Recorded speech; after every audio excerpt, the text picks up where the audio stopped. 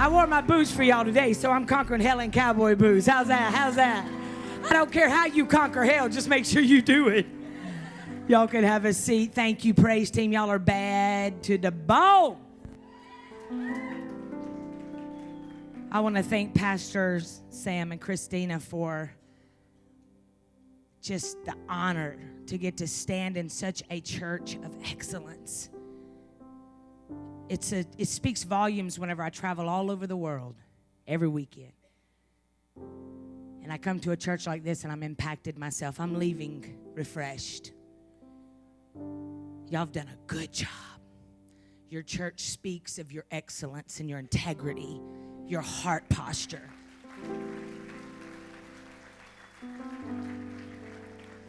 I got the privilege of going out to eat with them last night. And sitting with their 3 sons, I'm just blown away. I'm a crybaby too, so I may just end up. When you see what order does in your life, I watch as the men come up here and sit at the altar and lay down. I don't care if you were out last night doing something you shouldn't do and you were down here praying through. Just to see that you would get out of your seat and do your part, because that's how God is. Look at your neighbor and tell your neighbor this. I hate when people tell me do this, but I will make you do it. They're like, look at your neighbor. I'm like, no! Look at your neighbor and say, don't judge me by the chapter you walked in on, because you ain't seen nothing yet. Because you ain't seen nothing yet. Don't you judge me by the chapter you walked in on, because you ain't seen nothing yet. You ain't seen who I've become. And I might be 75 years old and made a mess of my life, but God's about to restore time. You ain't seen nothing yet, baby. You ain't seen nothing yet, baby. You might have been in an adulterous affair. There may be a family in this room right now and you are struggling from an infidelity in your family. You've chosen to stay together. Can I tell you that God can work it out? Couples that work out infidelities, beast mode, man. And sometimes the reality of it is you have to do a few mistakes in your life to get the man or woman that you really wanted. Because when you find yourself in a million pieces splattered and scattered all over the ground trying to pick up your life, and somebody's a ride or die in your life, you learn to love and value them, don't you? Sometimes what the devil meant for evil, God means for good. He's going to use that affair to bring you closer. He's going to use that DUI to bring you closer to God. He's going to use that pornography addiction to bring you closer to God. He's going to bring that alcohol addiction to bring you closer to God. I don't care if you have killed somebody in your life. God can use what the devil meant for evil and turn it for good if you allow yourself to get better and not bitter. If you allow yourself, God, I'm intentionally going to worship you. I'm intentionally going to spend time with you. I'm going to intentionally make myself not watch pornography, not reach for that alcohol, dying to my flesh every day. I'm going to help you, God. I'm going to help you help me. God is such a good God. If you think about Jonah, he was told to go one place and he went another. How many of those do we have in this room? Sometimes it's like, God, what? Bye, boy. It doesn't feel, I'm not ready to worship you all the way yet. I'm not ready to be committed to be a Sunday school teacher at church yet. I'm not ready to go overboard and give you all. I still want to, I can't imagine not going to the bar and partying every night. Now, I'm going to need a full-time God on my part-time relationship, but you know how you work. You're a God of grace and mercy, so I'm just not ready yet. And he was told to go one place and he went to another. And this is how cool God is. He sent a big old whale. Some of you feel like you've been in the belly of a whale for a long time. He sent a whale and he said, well, go follow Jonah, crazy Jonah. Here we go again. Never listening, always getting himself in trouble, always creating all these storms. Can you follow Jonah? Because when he gets his mind right, he's going to need transportation back to where he belongs. That's God. That's how God rolls. He says before you were ever even a thought in your mother's womb, you were going, cray, cray. He knew that you were going to fall 15 times, 20, 30. Some of you 250, some 1,000. How many of us can sit and judge somebody else because what we've done? We better hush. I'm reminded of a story that I'm about to tell you about. Did I finish talking about how awesome your sons were? They're awesome. Y'all just got to follow me. This is not a church this morning where you can be sleepy. I'm going to have you all over the place this morning. We're going to need class participation up in here. Because sometimes we get stuck in a place in our life and we find ourselves there a lot longer than we need to be there. We find ourselves there a lot longer because people are telling us we ain't never going to recover. We find ourselves just taking up residency in that place where we were supposed to leave a long time ago. We find ourselves stuck in that place. Stuck in that mediocre job, stuck in that place of making $7 an hour, stuck in that place of feeling like I'm just getting my just due reward. I'm just stuck here because I got myself here. So I'm just going to take up residency. But today, we're going to get a U-Haul. We're going to back it up. We're going to get everything that ain't supposed to be a part of our life. We're going to kick it to the curb. We're going to kick the devil back to hell where he belongs. And you're going to take back everything the devil stole from you. Everything. Breaking off generational curses. Generational curses is a real thing, but there's also a thing called generational choice. A generational choice where you say, today my family might have alcohol addiction in it. Oh, but not me, baby. Oh, my family might be divorced 9 times. Oh, but not me, baby. Oh, I might have addiction in my family. Oh, but not me, baby. I'm about to get myself unstuck. I'm about to help God help me. I'm about to learn joy unspeakable and full of glory.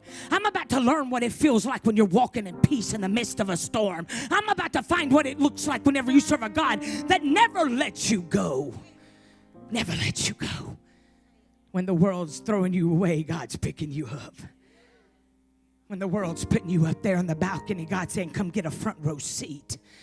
When the world is talking about you and haters are spectators in your life, talking about you and lying about you, saying things about you. Maybe you did do exactly what they said you did, but you're no longer that person. He's going to allow them to get a front row seat. While you're busy getting well, while you're busy taking back your kingdom, while you're busy rebuilding your family, while you're busy rebuilding your credit, while you're busy doing all these things, he's going to allow the spectators. He's going to say, all your haters, come sit right here. Just park it right here on the front. Because I'm about to vindicate this cute little Mohawk girl. I'm about to move her from the basement to the penthouse. I'm about to enlarge her territory. And I want you to have a front row seat so you see that your mouth can't touch my anointed. Your mouth can't touch her. Because what I qualify, it don't matter what man says about you. They can take your credit. They can take your name. They can take your everything, baby. But when you serve a God, he can move you literally from that basement to that penthouse in 2 seconds flat. And let me tell you how I know this. Turn to Psalms 1. Y'all gonna make me preach up in here. I can't help but be passionate because I know what God did for me. I know what he did. I know what he did when the world wrote me off. I know what he did. Psalms 1:1 says, blessed is a man who walketh not in the counsel of the ungodly. Do you know what that means? Blessed is a man who walketh not in the counsel of the ungodly. It means staying in people's presence that say anything about you that goes against what God says about you. Anybody that keeps reminding you when God says that your mercies are new every morning, and they keep reminding you of that unwed pregnancy that you had. They keep reminding you of you dropping out of school. Dismiss yourself every time. Nor stands in the path of sinners, nor sits in the seat of the scornful, nor stands in the path of the sinners. You know what that means? That means you can't keep hanging out with those party friends that you keep hanging out with. That means once you come to know Jesus, you got to let go of the things that you're codependent on. Those people, or stands in the seat of the scornful. Meaning you can't have one foot in and one foot out and think God's going to do anything in your life. But his delight is in the law of the Lord. And in his law, he meditates day and night. You know what that means? That means the whole world might be coming against you, but you're delighting yourself, knowing that this is not the way my story is going to end. In his law, he meditates day and night. He is like a tree planted by the rivers of living water. You know what that means? That means every night. You got insomnia? How many people got insomnia in here? Try reading your Bible. About chapter 2. And thus saith the Lord. He's coming through, Lord. For I know the plans I have for you, saith the Lord. It's a fast insomnia healer, because the devil doesn't want you to read the Bible. Because once you read the Bible, you're like a tree planted by the rivers of living water. When that storm starts to come, you're like, you in hell. God says in his word, devil, you can't tell me that mess. In his word, he says that I got plans to bless you and not harm you. What you boy buy? Whenever you are planted by the rivers of living water. See, they even got an app on your phone now. You can download the Bible app. YouVersion, to be correct. YOUVERSION. Go download it. And at night, instead of watching TV, plug your phone in by your head and let that dude read the Bible to you. And as you wake up in the morning, you feel stronger. You feel more powerful. You all of a sudden have promises downloaded on the inside of you. And one thing about God is he never lies. He shall be like a tree planted by the rivers of living water that bring forth its fruit, and in its season, whose leaf shall not wither. And whatsoever he does shall prosper. That means in the times of the storms, when you don't feel like opening your Bible, when you don't feel like walking around the house saying, Jesus, Jesus, Jesus. There's just something about that name. See, you really want to be laying in your tears. You really want to be don't want to be answering those credit calls. You really don't want to have to talk to that ex. You are so broken. But when you're planted like a tree planted by the rivers of living water, when those storms come, and they will, you can dig deep even if you ain't got a prayer and just start worshiping. I love you, Jesus. I don't know what you're doing, God, but I love you. I trust you in this broken season. I'm going to worship my way through. I love you, Jesus. I'm not moving from this place, God, until you lift this heaviness off me. You begin to put some power. You begin to put some faith. You can't be pitiful and powerful. You can't worship and worry. You can't be having faith and fear, baby. You got to choose one or the other, and always choose the latter. Because all those other little things ain't going to help. Ambien, honey, it makes you just eat and get fat. You don't even know you're eating at night. You up just grazing in the kitchen. But when you go serve a God that can heal you, that can deliver you from that stress, he can deliver you. He can set you free from that heartbreak. He can give you amnesia in your mind. He can restore. The godly are not so, but are like the shaft which a wind drives away. Therefore the ungodly shall not stand in the judgment, nor sinners in the congregation of the righteous. The ungodly are not so, but are like the shaft. You want to know why every time a storm comes, you feel like chaff? You know what chaff is? Chaff is necessary when you are growing wheat. There's some friends in your life that are like termites. They're your chaff. They were important in one season of your life, but now that God is moving you quickly to another place, they are no longer important in your life. And when the winds of life come, they begin to fly away with the wind. When the storms come, they will ride with you in the car as long as you have gas. But the minute the gas runs out, they are nowhere to be found. Termites, as you're busy trying to rebuild your life, they are busy trying to eat away at your foundation. They are the chaff. And when the wind comes, they are going to go away.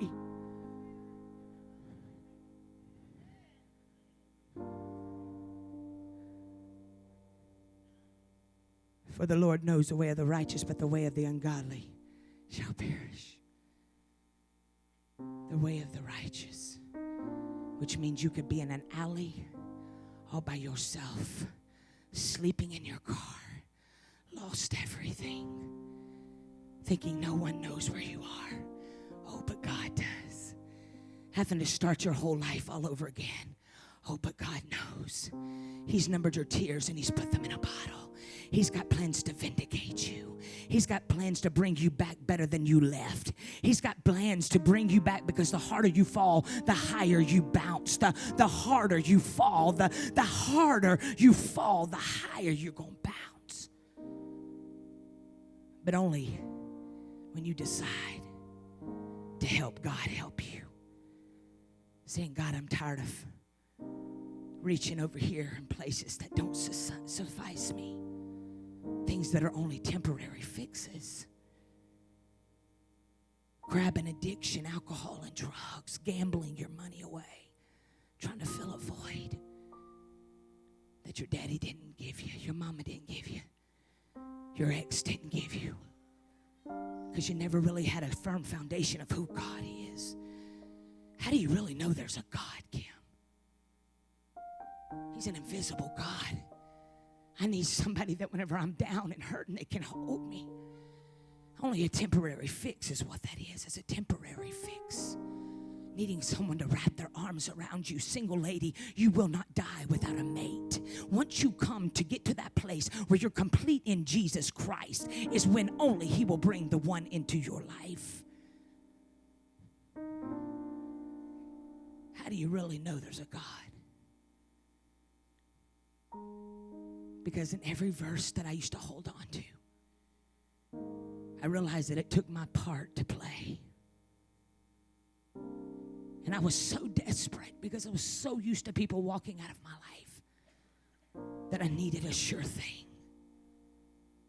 And I would lay back in His arms, and I would just pretend that I had Jesus behind me. I had done so many bad things that I don't even know why He would have shown up at my house, but He did. And I could feel His heartbeat. I could feel Him there with His arms around me, restoring all the depleted areas in my life. Now I want you to go to Acts 28.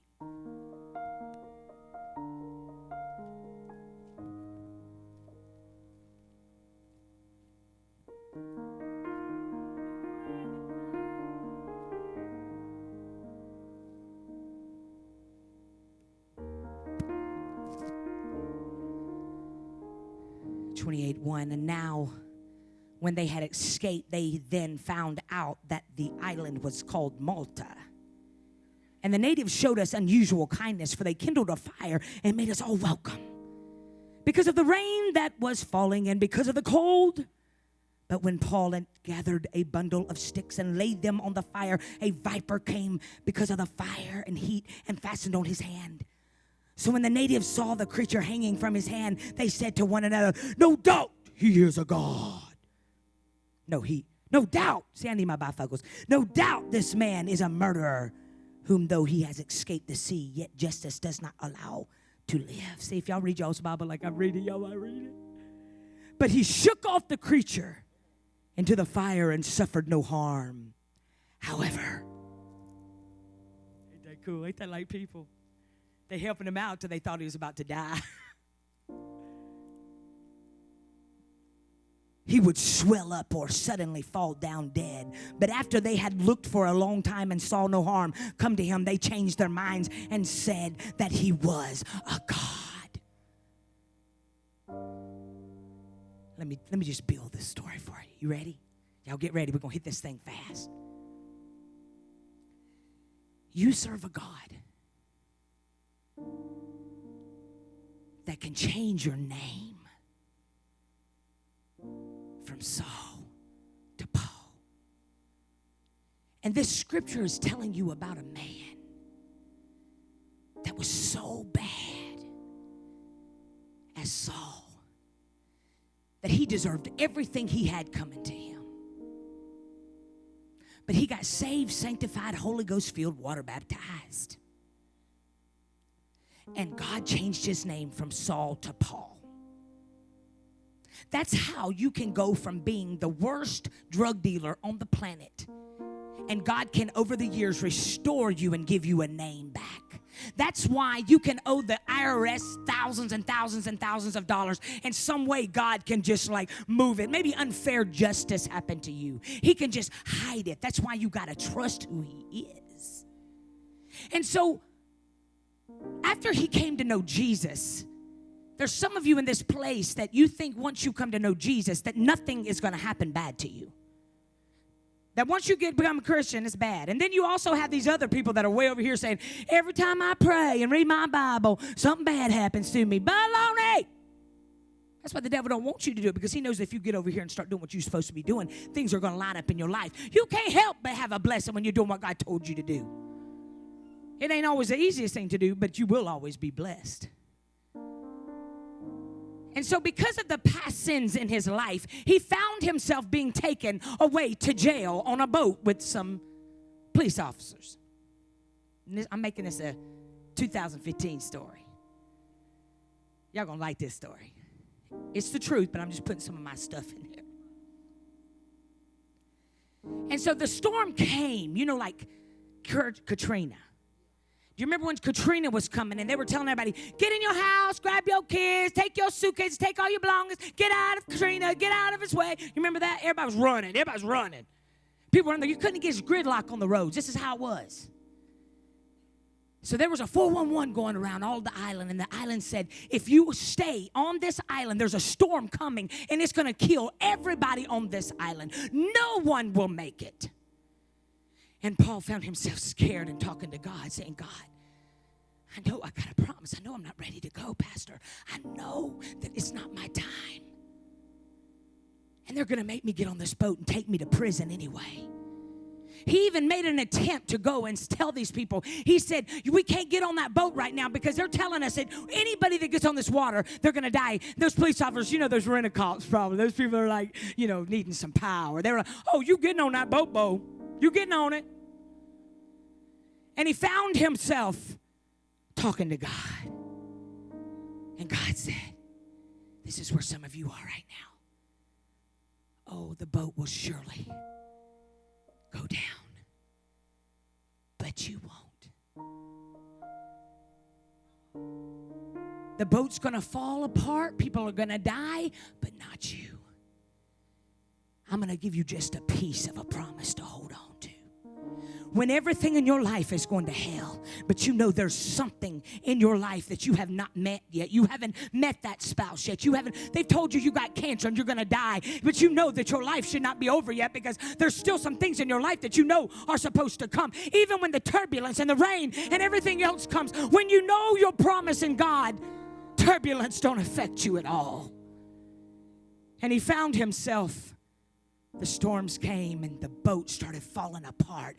The waves started going and nails and screws, and the boat was falling into a million pieces. And Paul's calmly. Those storms that you go in when the whole world gives you the permission to curl up and die because what you're going through is so hard. Because, see, things don't happen in your life at one thing at a time. It's not just like your mama dies and then you're fine for a few years. No, it's usually like your mama dies, your daddy dies, your uncle dies, everybody in your family. It's like, devil, really? God, really? You're trying to figure out what in the world is going on in your life? Really? One more storm? Because the enemy didn't fight you because you're weak. He fights you because you're strong. He fights you because you've got everything you need on the inside of you to get through what you're in. Even if you've had to move back in with your mother. Even if it means that you had to start all over again after 28 years. Even if it means you have to pick up the pieces after your baby died. Nobody can do it but you. Pastor Christine and Pastor Sam, they can't make you grab a hold of your tomorrow. They can't make your heart decide to beat again. You have to realize that you got a promise that God ain't through with you yet. You may feel invisible. You may feel like you are hidden. And yes, you probably are, because God is such a good God that sometimes he'll hide you until you're ready. He'll hide you because he knows that you're ready to get married, and you'll jump out and you'll go where you shouldn't go just because you'll settle. He'll hide you. And we find in this storm that when the storm and the nails and the boat started falling into a million pieces, he grabbed a piece of that boat holding on to that boat. The winds were crashing. And you know, after you've been, I don't know if you've ever been to the beach, when the waves start coming and that thing starts trying to pull you out, it's all you can do to stay up your limbs. It feels like you're Gumby. It feels like you're just grasping for breath. You're like starting to fight. Can you imagine when there's no light out on the ocean? There's nothing. You really don't have any hope. He had no light. He had no water. He had nothing. And somewhere in his mind, he probably was thinking, I deserve this because I got myself here. But God said that he's got me. And he held on to that piece of that boat as everything was crashing, out of breath. He just probably lay there, and I can imagine laying there holding on to that thing, just trying to paddle his feet to keep it. Probably felt whales and sharks and fish hitting at his feet. Probably like those creditors that keep calling you. That was the fish hitting at his feet, trying to take the breath out from under him. And I can probably hear him just laying out there going, I don't know what you're doing, God, but I trust you. You said you were going to do exceedingly abundantly, more than I could ever ask or think, but God, I trust you. Because he just had to keep himself awake. Because sometimes in those storms, all you got is a wiggle with your foot. All you got is you just got something. Just hope. One little ounce of hope left. Coming into this church and listen to Pastor Sam just say, hold on just a little while longer. Sometimes that's all you got. Quick at his feet. Tired. And God says, he's the calm. Whenever your baby's laying in that hospital, you don't know if it's their last breath. You just don't want to go to sleep, but you're so tired because you don't want to miss something. That's how he was. And God has a way of coming up under you and holding you. He may not take the storm away at that minute because he's waiting for that circumstance to change you. But he ain't going to leave you. Because every storm runs out of rain. If you just hold on. We find that he sees the sunlight coming up. And his heart gets excited. Because, oh man, I see land. You know how you don't know what God's about to do, but you wake up one morning and you got hope again. You just feel life again in your body. It's like he's starting to turn some things around. It's time. And you don't know what, because you still can't see no light at the end of the tunnel, but there's a flicker of hope. There's just a little. That was him. He saw shore. And all of a sudden, he just started saying, thank you, God. He starts paddling, and then he starts seeing heads bobbing. He's looking, he's seeing these bobbing heads coming, and they're looking, and these people are looking, they're, oh my gosh, there's somebody that made the storm. He must be a God. Let's take good care of him, because anybody that can survive that, because that's how people do, right? They see you coming back up. They might made you push that car by yourself. But once they see you coming back up, they're going to tell everybody, I know who they are. Yeah, I know them. Yeah, I know them. All by yourself through your rough season, but the minute you start coming back, people want a comeback story. That's why your kids need you to live again, Mama, Daddy. That's why your kids need you to reach out to them, Daddy. You may not have talked to them in forever because their mother was so awful. She makes it hard for you to see your babies, but you better reach out.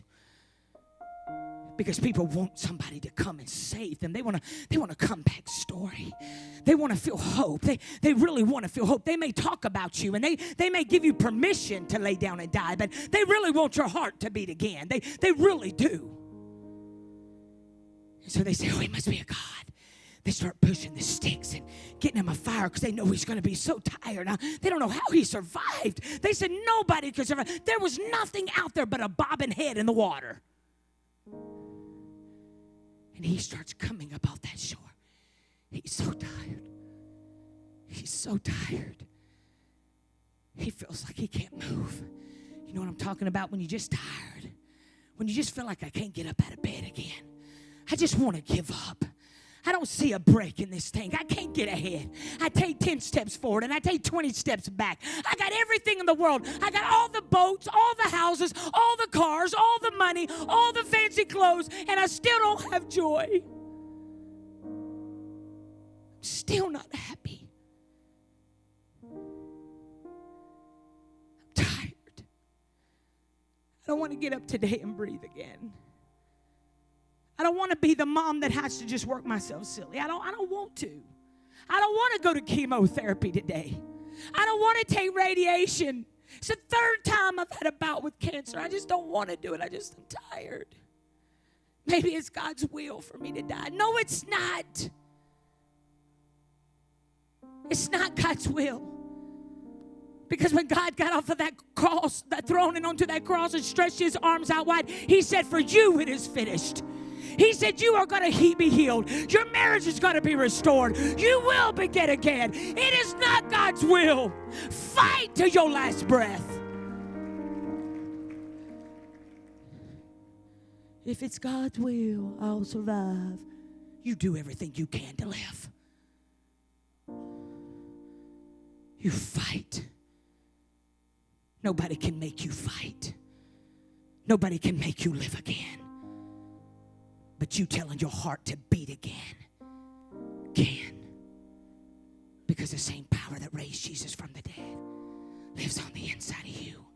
And before you were ever even a thought in your mother's womb, he knew that you was going to be here. And he said, I got plans to bless you and not harm you. I got plans to restore you. I got plans to give you back the years the devil stole. If you just take one foot in front of the other, even if you feel tired. When Apostle Paul got up off that roach and he started going and he's seeing, this showed Paul's character. They were pulling the sticks to the fire. Now somebody that's a victim in their own story, blaming the whole world for why they're in the boat they're in. They'd have been like, yeah, just get that. When you get the fire started, just come get me. Not Apostle Paul. He said, I'm so tired I can't pull, but I can push. He started pushing those sticks, trying to help. He said, if you're going to help me, I'm going to help you. I'm going to help you get this fire started. I'm going to help you. And let me just tell you how the devil works. Those natives have been building that fire for him, and not one of them got bit. And as soon as Apostle Paul goes and starts pushing those sticks, because the devil didn't want him to make it, he gets bit. You want to know if that job's right? Put some fire on it. You want to know if you're supposed to marry that man? Put some fire on it. You want to know if you're supposed to marry that woman? Put some fire on it. Once you begin to get around a fire and put some fire on it, start putting, he had some fire in his life. He had some things in his life the devil didn't want him to conquer. So when he starts pulling, the devil is still trying. And when you put some fire on it, the snakes will come out. The snakes in your life, the snakes that are not right, will come out. Start spending some time getting some fire motivated in your life. Start praying. Start listening. Start just laying there saying, God, I don't even know how to pray, but I'm just going to say, Jesus. Whatever you got to do, you just got, Jesus. Jesus. I'm not leaving this room until you answer me, God. I need an answer. Anytime you put some fire on it, them snakes come out. And as soon as that snake hit, them natives started barking. Whoa! Because that's what people do. That's why you can't depend on people to validate you. Because God already validated you long before you were a mother's womb. You can't depend on people. People crazy. People up one day and down the next. They got their own issues. You're looking at that woman with the perfect marriage. You're mad because you got to work, and her husband's like giving her a Mercedes, and she getting to eat out every night. She got a maid. She got an awesome kid. She gets to play tennis every day. Go work out. I just wish my husband was like that. He just flips burgers at Burger King. But yet your husband comes home every night and lays hands on your kids and spends time with you and loves you and values you. And see, you can't compare your life to somebody else. She don't ever see that man, and he's got 4 women in other states. You can't compare yourself. You can't allow people to validate you. Because when they get up and walk out of your life, your validation walks out with them. That's why you got to be firm in who God says you are. If they tell you you're fat, you say, yep, I'm the fattest, prettiest, thickest thing on the planet. You're going to wish to God you'd have stayed with me. That little Barbie, she might be cute now. Oh, you leaving me for her? Good peace. Bye, boo. Because whenever somebody needs to wipe your tail when you old, she ain't going to do it. But I would have. You're going to wish you wouldn't have given up on me because I loved you right. Instead of getting mad and believing them, you start saying, you're going to wish you stayed with this thick thing. You're going to wish, boo. You're going to wish. You can't look for people to validate you. I ain't even going to lie, it feels good. That's why you come to this church, because pastors have got that thing down, man. They know how to love you back to life. It does feel good, but they can't be there at 3 o'clock in the morning when your life is falling apart. You got to know who you are in God. You got to know how to lay hands on your children. You got to know how to lay hands on your checkbook. You got to know how to lay hands on your mind and say, mind, line up. You got to know how to look in the mirror and say, girl, you might feel like you ain't nothing because they walked out on you. But my God said he made you beautifully and wonderfully. He created you so perfectly. And rejection was really God's protection. I know right now you can't see it, but God thought that I deserved more than that. So it wasn't because I was fat he walked out. It wasn't because I was a loudmouth he walked out. It was because he had a spirit driving him. So I'm not even going to be mad at him for walking out on me. I'm going to forgive him, and I'm going to be praying for that spirit driving him. Releasing yourself to be blessed abundantly. He finds himself pushing the sticks. The snake comes out. They bark. He must be a Christian killer, a murderer. He must be a murderer. Now here's the ironic thing. It's easy to defend yourself when what they say about you ain't true. Ain't it? It's easy to be, I didn't do that. I didn't do it. You don't even care. You're like, whatever, I didn't do that. But what you going to do when what they said about you is true? He was a Christian killer in his past life. What you going to do when you've been praying for a storm that you knew was coming? And you didn't see that storm coming. So you weren't ready for it. See, he knew the storm was coming and the boat was going to fall apart. He knew. He was already praying over that one. But he didn't know about this storm over here where the snake was going to bite him and be left for dead. He didn't see that storm coming out. But because he was like a tree planted by the rivers of living water, he was like, this is just another storm. And every storm runs out of rain, so watch this, baby. Boom, shaka, like a boom. You can back up all you want, but I'm coming out of this thing. In his past life, he was a Christian killer. That's why he was going to jail. He did everything. Anything you could think of, he did it. I don't know about you. See, back in those days, that was just his just due reward. Justice. They couldn't help him because it was justice. He deserved that. But I don't know about you. But my God says once you come to know me, all old things are passed away. And I'm making things new in your life. So that karma you've been talking about, bye-bye. Once I came to know Jesus, all old things are passed away. I don't have to receive that. I don't believe that a woman that had an affair on a man a long time ago has to still pay penance for the rest of her life. Once she comes to know Jesus and he washes you clean, he gonna take care of you. Once you come to know Jesus, all old things are passed away. You could have been a drug dealer. You could have been, I have a friend right now that should be going to jail for 20 years for his past sins. Sometimes them past sins will make you get to know Jesus real fast, won't it? That's why everybody in jail gets saved. He's a sure thing. Because your storms will drive you to Jesus. When you ain't got nobody else, you learn to talk to Jesus. That invisible God that you think ain't for real, all of a sudden you know who Jesus is in the middle of that storm, baby. And you let that storm be just bad enough, and you won't never leave him again. That one thing in your life that drives you to the feet of Jesus. That one thing that was so bad in your life that broke you in so many pieces. The thing that you detested, the storm that you hated, was the one thing that made you pursue Jesus. And now you ain't never going to leave him because you know he was there. Atheists can fight you all day long, but they can't convince you because they don't know what he did for you. He finds that storm. He finds himself at that place. And he still didn't give up. He shook that thing off. He didn't swell up and die. But here's what God will do for you. You ready for the turnaround and the ending? You ready for the big old fat ending? Y'all ready? Y'all ready? Come on, give me some ending music. Yeah, come on. You want me to tell you what the ending looks like? Let me tell you what God can do. Let me tell you what God can do. So they gave up on him, right? They already threw him away and gave him away as he deserves everything that he's getting. But you know what happened? This is how cool God is. Those natives that backed up from him, they funded his ministry. God will use the haters in your life. He will use the spectators. He'll use the eggs. He'll use the people in your life that have chalked you off to support your ministry. When I wrote my book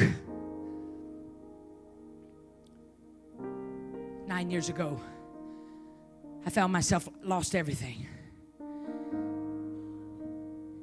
I tried to write a book for 3 years after I got healed and married. God told me to write a book. And I started writing the book and I put it down because I was having to admit some things in there that I was scared that church people would judge me for. And God kept saying, you're going to have to tell it. Because where I'm taking you, you're going to have a magnifying glass on you and a spotlight. Everybody in the world's going to know you. Let it all out. And whenever I had left 9 years prior, I had to leave everything that I was familiar with. Because I was the girl up on the bar at Coyote Ugly. Whoop, whoop. I know that shock show. That was not a naked bar either. Coyote Ugly is a cool bar you do this dance with, right? But I'd get drunk and think I was a Coyote Ugly, and I was far from her. And they'd be like, can y'all get your friend off the bar? And all those people that I used to hang out with, I had to dismiss. I had to literally let them away. There were people in my life that I had to put up in the balcony. Because sometimes you allow those people in your life that are right here in the VIP section of your life. They're the ones that talk to you every day. They're the ones that whenever you get off the phone with them, you feel like you need to go take a shower because they keep reminding you of where you did and what you did. And that's why mamas don't be telling your kids what they did wrong. Let it go. Sometimes you got to take those people in your VIP section right here and say, hey, come on. I love you. I really do. But I've outgrown you. And just like you outgrow clothes, you outgrow friends. And I'm just going to put you up there in the balcony and you got to watch me from a distance. You got to watch me from up there because where I'm going, you can't go with me. It will sometimes feel like the loneliest season of your life. And in that season, I started writing a book. All those people that were talking about me through my divorce, all those spectators, all those haters, they funded my book ministry. Every time I started seeing their names come across buying a book, I was like, you buying that book to see if you in it. But you funding my ministry. Stand up on your feet. The very people in your life that talk about you, that throw you away, are the very people that God is going to use to fund your life. Don't you lay down and die. Don't you lay down. Everybody in this room, close your eyes. Father, I thank you today that, God, you're working on people all throughout this room. I see your hand just moving, just the power of God moving. Lord, I thank you that you are just giving us amnesia in our minds, God, of the past sins and the things that people did about us, Father. Lord, even in the midst of our storms, when we've made all these decisions, there's somebody in here, you're holding on to some secrets. You're so afraid that if anybody finds out that you'll never be able to go forward. Nobody will ever listen to you. Nobody will ever help you. But your message, your message. Your test is your testimony. Your scars are going to be turned to stars the minute you stop running and you face it. So here's what I want you to say, Father. I give you everything. I give you every broken piece. I give you every promise. I give you every hope. I give you every ounce of defeat. I give you every ounce of despair. I give you every ounce of rejection. I give you every ounce of hopelessness. There's somebody in here with suicidal thoughts. God's healing you right now. You thought that was your way out, but God is healing you. He is healing you. He is healing you right now. Go on and receive it. Just say, God, I receive it, Lord. I receive you restoring my heart. I receive you, God. Lord, just turn my mourning into a brand new morning. Lord, take my despair and give me joy. Lord, I want joy unspeakable and full of glory. I say yes to you. Some of you just need to say yes. I say yes to you, God. I say yes to you. Is there anybody in this room that don't know Jesus? I want you to lift your hand up really, really high. Lift your hand up really. You got to know who Jesus is in order to get your promises. To stay faithful, you got to know who Jesus is. Lift your hand really high up in here. Really high, really high. If you don't know, don't you be no patty cake. You gotta say, you gotta be, just come on, lift your hand up high. If you walk out of this place and get hit by a Mack truck, are you going to heaven or hell? Lift up your hand in this place. Lift up your hand. I see you, I see you, I see you, I see you. Yeah, I see you, I see you. Here's what I want you to do. I want you to say, Father. In fact, everybody in this place needs to renew your faith right now. Everybody say it. Father, forgive me for everything that I've done that has kept me bound, that has allowed my mind to be deceived. Father, have your way in my life. I receive you, God. Lord, I thank you for taking the tap off my blessings. Lord, I thank you that money's coming into my life. Lord, I thank you that money will not be a problem. Lord, I thank you that I'll be a lender and not a borrower. Lord, I thank you that I'll be a healer and not a broke heartbroker, God. I thank you right now, God, that I'm the head and not the tail. I'm the top and not the bottom. I'm blessed going in. I'm blessed going out. Father, have your way. And today is a new day. Come on, tell yourself, put your hand on your heart. Say, heart, it's time to beat again. It's time to love again. It's time to heal. It's time to love people back to life. I give you permission to be loved. Thank you, Pastor. Come on, give Jesus. Give Kim.